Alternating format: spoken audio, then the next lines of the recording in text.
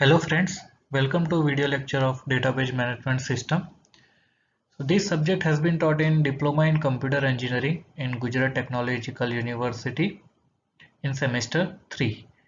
Whole presentation is prepared by Mrs. Shreya Desai, lecturer in Computer Engineering, Sri KG Polytechnic Bharuch, and myself Nikul Jaiswal, lecturer in Computer Engineering, Sri KG Polytechnic Bharuch. So today we will start our lecture with subject introduction. Then we will move forward to what is DBMS, then database. Then we will differentiate data versus data in information. Then we will discuss operation performed on database system. And finally we will conclude our video lecture with applications of DBMS. So starting with our subject introduction. So the teaching scheme for the database management system subject is 3 lectures, 2 tutorials and 2 practicals. So credit of this subject will be 7. And examination scheme is like this. End semester examination theory will be of 70 marks. Then progressive assessment will be 30 marks. That is your mid semester examination. And for practical 20 marks for end semester examination and 30 marks for progressive assessment. And the total marks will be 150. Now in this subject we have total 6 units. The first unit is Introduction to Database System. The second unit is Database System Architecture. So in this unit we will study whole detailed architecture of the database system. Third unit will be Introduction to Structured Query Language, that is SQL. So in this unit we will implement the database in the DBMS software. And fourth unit will be relational algebra and implementation using SQL. Then fifth unit will be database integrity constraints, and sixth unit will be entity relational model. Now in this lecture we will start with our unit number 1, that is Introduction to Database System. Now first of all, what is DBMS? So your subject name is Database Management System. So you can easily understand that the full form of the DBMS will be Database Management System. Now first of all we need to understand what is database, and after that we will understand management system. So the meaning of database is collection of data. तो તમે easily database ના નામ પરથી પણ તમને ખબર પડી જશે કે ડેટાબેઝ કોને કહેવાય. તો આપણે એવું કહી શકીએ કે જે ડેટાનું કલેક્શન છે એને આપણે ડેટાબેઝ, સિમ્પલ વર્ડમાં ડેટાબેઝ કહી શકીએ. પણ કેવો ડેટા કલેક્શન, કેવા ડેટાનું? તો જે પણ આપણે ડેટાનું કલેક્શન કરીએ છીએ એ બધા જ ડેટા ઇન્ટર રિલેટેડ હોવા જોઈએ. એનો મતલબ એવો થાય કે જો આપણી પાસે બે ડેટા હોય તો બંને ડેટા એકબીજા સાથે રિલેટેડ હોવા જોઈએ. એવો ડેટાનું આપણે કલેક્શન નથી કરવાનું કે જે એકબીજા સાથે રિલેટેડ હોય જ નહીં. તો ડેટાબેઝ મેનેજમેન્ટ સિસ્ટમમાં જે પણ આપણે ડેટા લઈએ છીએ એ બધો જ ડેટા એકબીજા સાથે કનેક્ટેડ હોવો જોઈએ. So the collection of interrelated data will be called as a database. So the database is, it is a collection of interrelated data. તો એ મીનિંગ થઈ ગયો ડેટાબેઝનો. નાઉ મેનેજમેન્ટ સિસ્ટમ, તો આપણે કોઈ પણ સિસ્ટમને મેનેજ કેવી રીતે કરીએ? તો through the software or through the programs. તો ડેટાબેઝ મેનેજમેન્ટ સિસ્ટમ કોને કહેવાય? એક તો કલેક્શન ઓફ ડેટા અને એ ડેટાને મેનેજ કરવા માટે programs or the softwares. So database, the definition of the DBMS will be, it is a collection of interrelated data and a set of programs to manipulate those data. તો manipulation કોને કહેવાય? કે આપણે data create કરીએ, data delete કરીએ, ડેટાને modify કરીએ, એ બધું શું કહેવાય? ડેટા મેન્યુપ્યુલેશન કહેવાય. તો ડેટાબેઝ મેનેજમેન્ટ સિસ્ટમ એટલે શું? કે it is a collection of interrelated data and set of program to manipulate those data. Clear? So what is data manipulation? તો અહીંયા લખેલું છે કે data manipulation means storing a data, modifying a data or removing a data or retrieve a data. તો એનો મતલબ શું થાય કે ડેટા આપણે કોઈ ક્રિએટ કરીએ, કોઈ મોડિફાઈ કરીએ કે ડેટાને રિટ્રાઈવ કરવો, એટલે સિમ્પલ લેંગ્વેજમાં જો આપણે કહીએ તો ડેટાને ડિસ્પ્લે પર પ્રિન્ટ કરવો. ક્લિયર? તો એ બધી જે ઓપરેશન્સ છે that will be called as a data manipulation.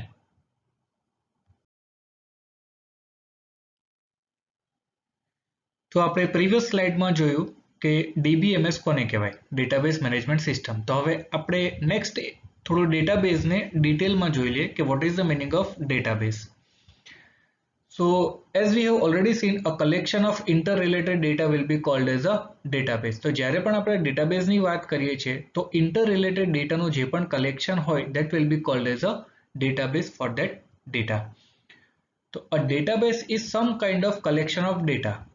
પણ કેવો ડેટા? ઇન્ટરરિલેટેડ ડેટા. કોઈ રેન્ડમ ડેટા લઈને આપણે એને ડેટાબેઝ ના કહી શકીએ. કોઈ આપણી પાસે ઘણો બધો ડેટા હોય પણ એનો એકબીજા સાથે રિલેશન જ ના હોય તો એ કેવું કહેવાય કે રેન્ડમ કલેક્શન કહેવાય ડેટાનું. તો એને આપણે ડેટાબેઝ કહી શકીએ નહીં. So a database is some kind of collection of data though any random collection of data is not consider as a database. તો કોઈ પણ ડેટાનું કલેક્શનને ડેટાબેઝ ક્યારે કહી શકાય કે જો એ ડેટા છે એ જે બધો જ ડેટા ઇન્ટર રિલેટેડ હોય તો એ ડેટાને આપણે કલેક્શન ઓફ ડેટાને આપણે ડેટાબેઝ કહી શકીએ. એઝ ફોર એક્ઝામ્પલ લીધેલું છે કે આપણી પાસે ઘણો બધો ડેટા છે. એમાં એક ડેટા ટાઈપ છે આપણું સ્ટુડન્ટ નેમ, બીજું છે આપણું એનરોલમેન્ટ નંબર, થર્ડ છે આપણો કોન્ટેક્ટ નંબર અને એડ્રેસ. તો આ જે બધો ચારે ચાર ડેટા છે એ ઇન્ટર રિલેટેડ છે. તો સ્ટુડન્ટ નેમ અને એનરોલમેન્ટ નંબર એ ઇન્ટર રિલેટેડ છે કે આ સ્ટુડન્ટનો એનરોલમેન્ટ નંબર આ છે. એવી રીતે આપણે રિલેશન બનાવી શકીએ. એવી જ રીતે કોન્ટેક્ટ નંબર, તો આ સ્ટુડન્ટનો કોન્ટેક્ટ નંબર આ છે. એડ્રેસ, તો આ સ્ટુડન્ટનું એડ્રેસ આ છે. તો દરેક અહીંયા જે ડેટા લીધેલો છે આપણે એ દરેક ડેટા ઇન્ટર રિલેટેડ ડેટા છે. બરાબર છે. તો બધો જ ડેટા ઇન્ટર રિલેટેડ ડેટાનું કલેક્શન થાય તો એ ડેટાબેઝ બને. તો આ જે ડેટા આપણે ચાર લીધા છે student name, enrolment number, contact number અને એડ્રેસ, તો એ સ્ટુડન્ટનો ડેટાબેઝ ક્રિએટ કરશે. જ્યારે તમે આમાં એન્ટ્રીઝ ફિલ કરો ત્યારે શું ક્રિએટ કરે? સ્ટુડન્ટનો ડેટાબેઝ ક્રિએટ કરે. તો અહીંયા ચારે ચાર જે ફિલ્ડ છે એ બધા જ ફિલ્ડ એકબીજા સાથે ઇન્ટર રિલેટેડ છે. તો આવું ડેટાનું કલેક્શન હોય તો એને શું કહેવાય? ડેટાબેઝ કહેવાય. તો આ રીતે જો તમે કલેક્શન કરો તો એ સ્ટુડન્ટનો ડેટાબેઝ ક્રિએટ કરશે. Now next topic is data versus information. તો આ સ્લાઇડમાં આપણે જોઈશું કે ડેટા કોને કહેવાય અને ઇન્ફોર્મેશન કહેવાય અને બંને એકબીજાથી કઈ રીતે અલગ છે. So we will differentiate the data and information. So first of all જો આપણે સિમ્પલ લેંગ્વેજમાં જોઈએ તો ઇન્ફોર્મેશન એક પ્રોડક્ટ છે અને ડેટા એક રો મટીરિયલ છે. તો કોઈ પણ પ્રોડક્ટ આપણે બનાવવી હોય તો પ્રોડક્ટ કઈ રીતે બને? તો આપણે પહેલા રો મટીરિયલ એનું ભેગું કરવું પડે. એ રો મટીરિયલને આપણે પ્રોસેસ કરીએ ત્યારે પ્રોડક્ટ બને. તો અહીંયા પણ સેમ એવું જ છે. Data is the raw material and information is the product. So to generate a product we need to process the raw material. તો આપણે 5 રૂપિયાની પેનની પણ વાત કરીએ તો એ પેન એ પ્રોડક્ટ છે. પણ એ પેન બનાવવા માટે ઘણું બધું રો મટીરિયલ યુઝ થાય છે. એ રો મટીરિયલને આપણે પ્રોસેસ કરીને એક 5 રૂપિયાની પેન બનાવીએ છીએ. તો અહીંયા પણ ઇન્ફોર્મેશનને એઝ અ પ્રોડક્ટ તમે જુઓ અને ડેટાને એઝ અ રો મટીરિયલ જુઓ. તો ઇન્ફોર્મેશન એક પ્રોડક્ટ છે. તો એ પ્રોડક્ટ બનાવવા માટે આપણે શું કરવું પડે? તો એના રિલેટેડ જે પણ રો મટીરિયલ છે એને આપણે પ્રોસેસ કરવું પડે. તો જ્યારે આપણે એ રો મટીરિયલને પ્રોસેસ કરીએ ત્યારે આપણને પ્રોડક્ટ બનશે. તો અહીંયા પણ same data is a raw material and information is a product. તો તમે ફર્સ્ટ ડેફિનેશન જોશો તો ડેટા મીન્સ નોન ફેક્ટ્સ.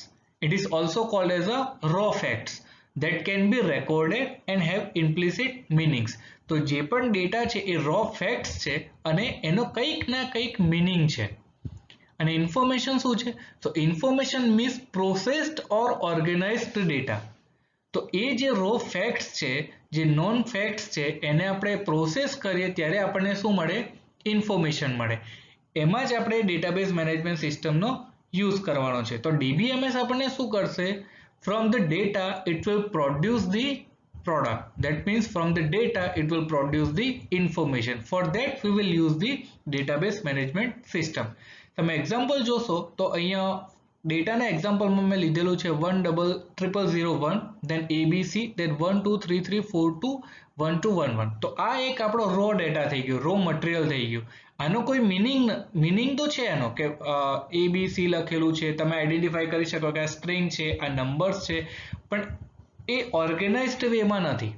તો સામે તમે જોશો તે ઓર્ગેનાઇઝડ વેમાં આપણે એક લખેલું છે. તો અહીંયા ટેબલ બનાવ્યું છે, એમાં રોલ નંબર લખ્યું છે, ફર્સ્ટ કોલમમાં, સેકન્ડ કોલમમાં નેમ લખ્યું છે અને થર્ડ કોલમમાં કોન્ટેક્ટ નંબર લખ્યો છે. તો આ રીતે આપણે ઓર્ગેનાઇઝ કરીએ કોઈ પણ ડેટાને તો ઇન્ફોર્મેશનમાં કન્વર્ટ થઈ જાય. તો આપણે ઇઝીલી આઈડેન્ટિફાઈ કરી શકીએ કે 10001 is the roll number of the student and the name of the student is ABC and the contact number of that student is this. So we have converted our raw facts into the information. તો data કોને કહેવાય? જે row facts છે, non fact છે, that will be called as a data. અને information કોને કહેવાય? કે જે પ્રોસેસ્ડ ડેટા છે ઓર ઓર્ગેનાઇઝડ ડેટા છે, that will be considered as a information. નીચે બીજું એક ઇન્ફોર્મેશનમાં એક્ઝામ્પલ લખેલું છે કે percentages, that is 98%. તો કોઈ પણ સ્ટુડન્ટના 98% છે કેવી રીતે ખબર પડે? તો that can be derived from the marks. તો સ્ટુડન્ટના જેટલા પણ માર્ક્સ છે તો ટોટલ માર્ક્સ એના કેટલા છે અને એમાંથી આપણે જ્યારે percentage calculate કરીએ તો that will be called as a information. So processed data will be called as a information. Next તમે જોશો તો raw material used to derived information. તો raw material આપણે શેના માટે યુઝ કરીએ છીએ? કે ઇન્ફોર્મેશનને ડિરાઈવ કરવા માટે. Information is a product derived from data. So information એક પ્રોડક્ટ છે જે ડેટામાંથી ડિરાઈવ થયેલી છે. તમે નેક્સ્ટ જોશો તો it conveys something less comparatively and information it conveys something more comparatively. તો ડેટા ઇન્ફોર્મેશનની કમ્પેરિઝનમાં એટલી બધું મિનિંગફુલ નથી, બટ ઇન્ફોર્મેશન ડેટાના કમ્પેરિઝનમાં મિનિંગફુલ છે. So data is less useful and obviously information will be the more useful. Now the next topic is operation performed on database system. So first of all, what is database system? So it will be called as a container to store database. તો જે પણ આપણે database create કર્યો છે એને store કરવા માટે container જેવું છે. કન્ટેનર એટલે વન ટાઈપ ઓફ બોક્સ. તો એ બોક્સમાં આપણે આપણો ડેટાબેઝ સ્ટોર કરવાના છે. તો એ ડેટાબેઝ સિસ્ટમ્સમાં આપણે કયા કયા ઓપરેશન્સ પરફોર્મ કરી શકીએ એ આપણે જોઈશું. So various operations can be performed in database systems that are create containers like tables and files. Normally જ્યારે પણ આપણે ડેટાબેઝ સિસ્ટમમાં ડેટાબેઝ ક્રિએટ કરીશું ત્યારે આપણે ટેબલ્સનો યુઝ કરીશું. તો પહેલા આપણે ટેબલ બનાવીશું, એ ટેબલ્સમાં આપણે ડેટા ફિલ કરીશું.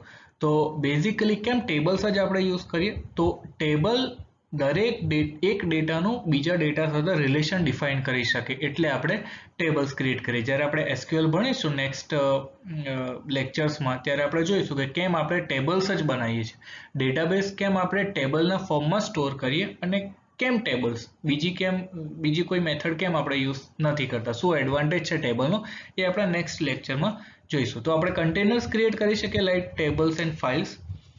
Than insert new data. New data આપણે કોઈ ઇન્સર્ટ કરવો હોય તો આપણે ઇન્સર્ટ કરી શકીએ. Then modify or update the data. ને remove or delete the data. Then retrieve data. તો આપણે કોઈ ડેટાબેઝમાંથી આપણે કોઈ ડેટા જોઈતો હોય તો આપણે ડેટા રિટ્રાઈવ પણ કરી શકીએ with several operations. Then destroy containers like tables and files. તો ડેટાની સાથે સાથે આપણે જે ટેબલ્સ ક્રિએટ કરેલા છે ટુ સ્ટોર ધેટ ડેટા અને ફાઇલ્સ જે ક્રિએટ કરેલી છે ટુ સ્ટોર ધેટ ટેબલ્સ એ પણ આપણે રિમૂવ કરી શકીએ. Next, other operations like backup and recovery, performance monitoring and authorizing the data access એ પણ આપણે ક્રિએટ કરી શકીએ. તો બેકઅપ એન્ડ રિકવરી શું છે કે જે પણ આપણે ડેટાબેઝ ક્રિએટ કર્યો છે એને એક કરતાં વધારે જગ્યાએ બેકઅપ લઈએ. તો કોઈ એક પર્ટિક્યુલર જગ્યા પર જો આપણે બેકઅપ ડેટા સ્ટોર કરેલો હોય અને એ સિસ્ટમ જો બંધ થઈ જાય તો આપણો ડેટા લોસ થાય. એટલે આપણે શું કરીએ છીએ? Backup and recovery. તો આપણે બીજી કોઈ સિસ્ટમમાં એ ડેટાનો બેકઅપ લઈએ અને જ્યારે જરૂર પડે ત્યારે એને આપણે રિકવર કરીએ. ધેન પરફોર્મન્સ મોનિટરિંગ એટલે ડેટાબેઝ સિસ્ટમ જે સોફ્ટવેર છે એનું પરફોર્મન્સ કેવું છે, ફાસ્ટ પરફોર્મન્સ છે કે લો પરફોર્મન્સ છે એ આપણે મોનિટર કરી શકીએ. જો વધારે લોડ પડે અને જો એ લો પરફોર્મન્સ થઈ જાય તો ડેટા સ્ટોર કરવામાં પ્રોબ્લેમ્સ થઈ શકે છે. એન્ડ ઓથોરાઇઝિંગ ડેટા એક્સેસ એટલે જે પણ આપણે ડેટાબેઝમાં ડેટા સ્ટોર કરેલો છે એ કોણ ડેટાને એક્સેસ કરી શકે, બધા યુઝર્સને એક્સેસ આપવું છે કે કોઈ પર્ટિક્યુલર યુઝર્સને જ આપણે એક્સેસ આપ્યું છે એ પણ આપણે આમાં ડિફાઇન કરી શકીએ. તો આ છે set of operation that can be perform in database systems.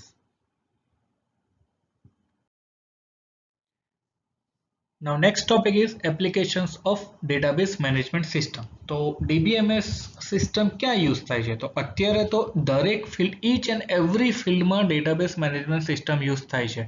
તમે કોઈ પણ મોટું ઓર્ગેનાઇઝેશન જોઈ લો, દરેક ઓર્ગેનાઇઝેશનમાં ડેટાને મેનેજ કરવા માટે DBMS સોફ્ટવેર યુઝ થાય છે.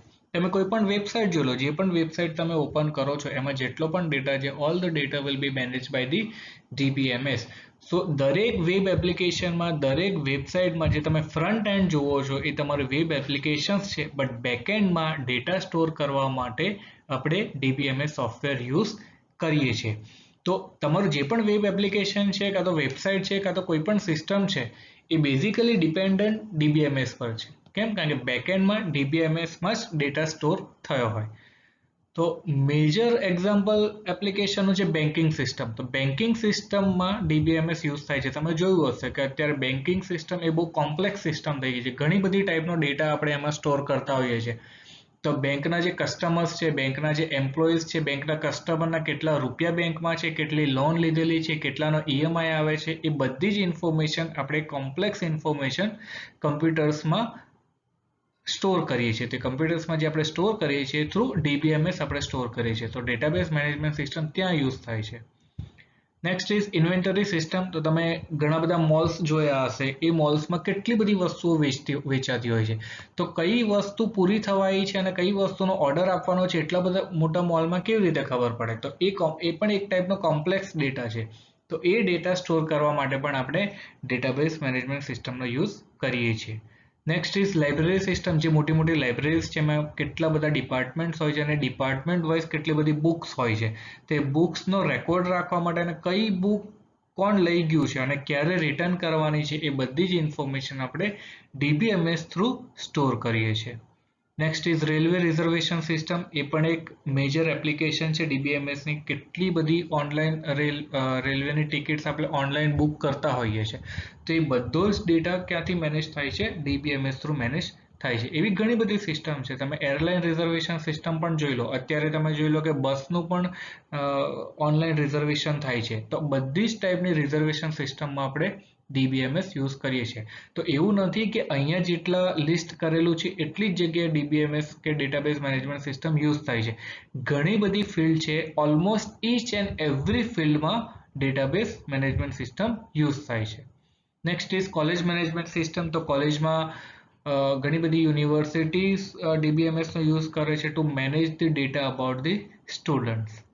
And next is the hospital management system. અત્યારે તમે કોઈ સારી હોસ્પિટલમાં જશો તો ત્યાં પણ ડોક્ટર્સ, નર્સિસ, ઇક્વિપમેન્ટ્સ અને જે પેશન્ટ્સ છે એ બધાનો જ ડેટા મેનેજ કરવા માટે DBMS સોફ્ટવેરનો યુઝ થાય છે.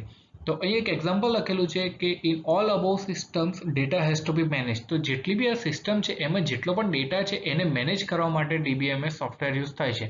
તો આપણે અહીં એક્ઝામ્પલ લખેલું છે કે ઇન્વેન્ટરી મેનેજમેન્ટ સિસ્ટમ છે, એનો ડેટા આપણે કઈ રીતે મેનેજ કરીશું? તો items through, bills through, orders through, customers, employees અને વેન્ડર્સ થ્રુ આપણે જેટલો પણ ડેટા છે એ મેનેજ કરીએ છીએ ઇન ધ DBMS સિસ્ટમ. તો એવી જ રીતે દરેક સિસ્ટમમાં જે પણ ડેટા છે, કોમ્પ્લેક્સ ડેટા છે, દરેક કોમ્પ્લેક્સ ડેટાને મેનેજ કરવા માટે આપણે ડેટાબેઝ મેનેજમેન્ટ સિસ્ટમ યુઝ કરીએ છીએ. So this is the end of our first video lecture. તો હવે આ વિડીયો લેક્ચર પછી તમારે શું કરવાનું છે? તો ફર્સ્ટ ઓફ ઓલ આ વિડીયો લેક્ચરને તમારે સાંભળવાનો છે. એમાં જેટલા પણ ટર્મ્સ છે અને જેટલી પણ ઇન્ફોર્મેશન્સ આપેલી છે બધી ઇન્ફોર્મેશન તમારે સાંભળવાની છે અને અન્ડરસ્ટેન્ડ કરવાનું છે. એ થઈ ગયા પછી તમારે શું કરવાનું છે કે આ જે વિડીયો લેક્ચરની લિંક છે તમારા ગૂગલ ક્લાસરૂમમાં હશે. એના પછી આ વિડીયો લેક્ચર સાંભળ્યા પછી એના બધા ટર્મ્સ સ્ટડી કર્યા પછી એક ક્વિઝ હશે તમારા ગૂગલ ક્લાસરૂમમાં. એ ક્વિઝ તમારે ગૂગલ ફોર્મમાં હશે. એ ક્વિઝ તમારે સબમિટ કરવાનું છે. તો એમાં કેટલાક ક્વેશ્ચન્સ હશે. તો MCQ ટાઈપના ક્વેશ્ચન્સ હશે. તો MCQ ટાઈપના ક્વેશ્ચન્સ તમારે આન્સર કરવાના છે અને એ ગૂગલ ફોર્મમાં સબમિટ કર્યા પછી તમારે ગૂગલ ક્લાસરૂમમાં અસાઇનમેન્ટ સેક્શનમાં માર્ક એઝ ડન કરવાનું છે. તો માર્ક એઝ ડન ક્યારે કરવાનું છે? તો ક્વિઝ સબમિટ કર્યા પછી. કોઈ પણ સ્ટુડન્ટ ક્વિઝ સબમિટ કર્યા પહેલા માર્ક એઝ ડન નહીં કરે. તમારું ક્વિઝ સક્સેસફુલી સબમિટ થાય પછી જ તમારે માર્ક એઝ ડન કરવાનું છે.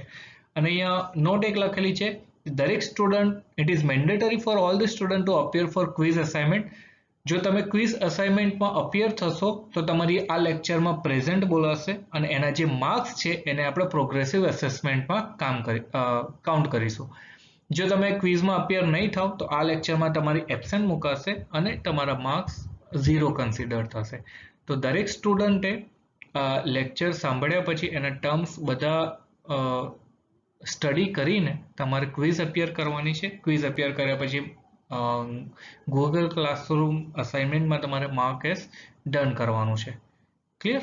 So thank you so much for attending this video lecture.